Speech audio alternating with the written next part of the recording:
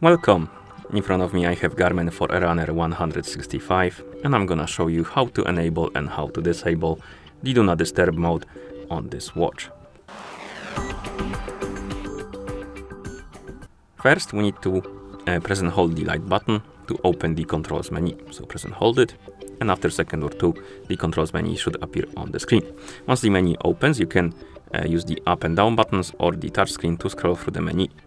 Scroll through the menu and select the Do Not Disturb mode option, this one. Once you select it, you will see the status, and as you can see, at the moment the Do Not Disturb mode is disabled. But if you want to enable it, once you select the Do Not Disturb mode, you can press the start button to enable it, and the icon will change the color, the status will change to on basically, and once you're done, you can press the back button to go back to watch face. And if you want to disable the mode, open the controls menu, select the Do Not Disturb mode option, press the start, and the status will go back to off, and the icon will go back to the gray color, which indicates that the mode is disabled. And then you can of course press the back button to go back to watch face. And that's how you enable and how you disable the Do Not Disturb mode on this watch.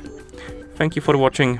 If you found this video helpful, please consider subscribing to our channel and leaving a like on the video.